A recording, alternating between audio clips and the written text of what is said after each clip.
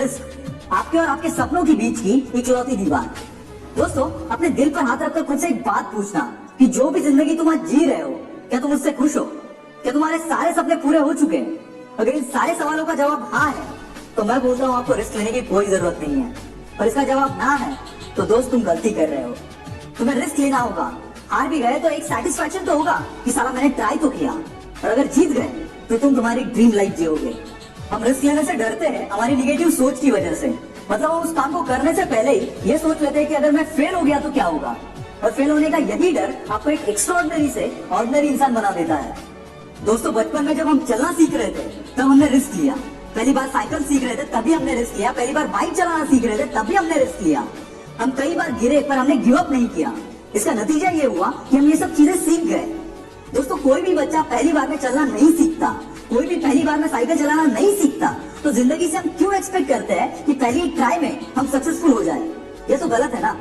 Success के रास्ते में कई बार आप गिरोगे, हारोगे, पर वापस उसी जोश के साथ खड़े होना जिस जोश के साथ हमने बचपन में चलना सीखा था। यकीन माना, यहाँ पर भी आप एक ना एक दिन सक्सेसफुल हो ही जाओगे। दोस्तों, हमें रिस्क लेना होगा क्योंकि यही चीज हमारे लिए रास्ता बनाएगी जिससे कि हम हमारे सपनों तक पहुंच सकते हैं। जाने अनजाने में हमने आज तक बहुत सारी चीजों में रिस्क लिया है। कुछ चीजों में सक्सेस मिला तो कई बार हार का सामना भी करना पड़ा। पर दोस्तों, अगर आज आप अपने सपनों के लिए रिस्क नहीं लोगे तो जब आप 60-70 के होंगे तब पछतावा करते बैठोगे कि काश उस टाइम पर अगर मैंने थोड़ी हिम्मत करके वो रिस्क लिया होता तो शायद आज लाइफ कुछ और होती। भले आप उसमें फेल हो गए होते पर आपके अंदर वो सेटिस्फैक्शन तो रहेगा कि एटलीस्ट मैंने वो ट्राई तो किया। दोस्तों, शायद ये बातें अभी आपके लिए इतनी मायने नहीं रखेगी, पर किसी बुजुर्ग से ये बात जरूर पूछना, आपको आपका आंसर मिल जाएगा। और दोस्तों, रिस्क लेने का मतलब ये नहीं कि आप पहली अटेम्प्ट में सक्सेस को अपना गुलाम बना दोगे। ऐसे बहुत कम केसेस में होता है, क्योंकि पहली बार अगर हम कोई काम करते हैं तो हमें उसका एक्सपीरियंस नहीं होता, बहुत सारी चीजें पता नहीं होती और इसीलिए शुरुआत में कई बार फेलियर को भी एक्सेप्ट करना पड़ता है। पर दोस्त, एक बार रिस्क लेने के बाद तुम्हारा काम है हिम्मत नहीं हारना, क्योंकि दुनिया का कोई भी बंदा ऐसा नहीं है जो कि सक्सेसफुल है पर कभी हारा नहीं है। क्योंकि दोस्तों, हमें इन सक्सेसफुल लोगों की लाइफ का सिर्फ पॉजिटिव पार्ट पता होता है, उसके पीछे वो खुद कितनी बार फेल हुआ है, कितनी बार टूटा है, इस बात का हमें कोई अंदाजा नहीं होता। तो तुम्हारे लाइफ में भी रिस्क लेने के बाद अगर कोई फेलियर आ रहे हैं तो अपने आप को कोई अलग समझने की जरूरत नहीं है, क्योंकि सक्सेस को पाने की अगर जिद तेरे अंदर है तो वो फेलियर्स भी तुम्हारा कुछ नहीं उखाड़ पाएंगे और एक दिन तुम भी इन लोगों के बीच अपना नाम लिखवाओगे।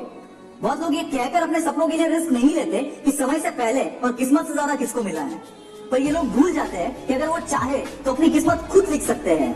हमारे आसपास के बहुत सारे लोग रिस्क लेने से पहले ही हमें डराने लगते हैं।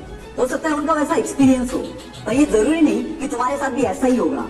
मैंने कई बार ये बात सुनी है कि कई घर वाले उनके बच्चों को बिजनेस करने की परमिशन इसीलिए नहीं देते क्योंकि 25 साल पहले जब उन्होंने बिजनेस शुरू किया था तब वो फेल हो गए थे।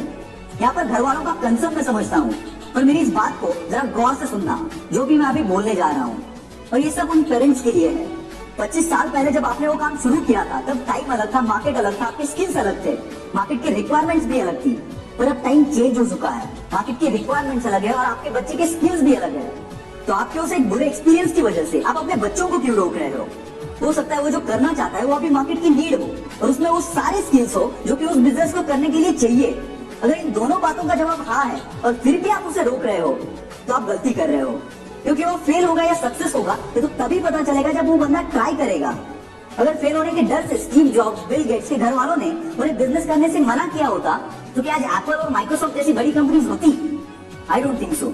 क्योंकि जहाँ तक मेरी समझ है, मैं सोचता हूँ कि बिजनेस के लिए सिर्फ नॉलेज, पैसा और स्किल्स की जरूरत नहीं होती, इसके लिए और भी एक चीज की जरूरत पड़ती है और वो है फैमिली सपोर्ट। तो सारी फैमिली से एक रिक्वेस्ट है कि आप भी थोड़ी रिस्क लें और अपने बच्चों को उनके सपने पूरे करने के लिए उनको सपोर्ट करें।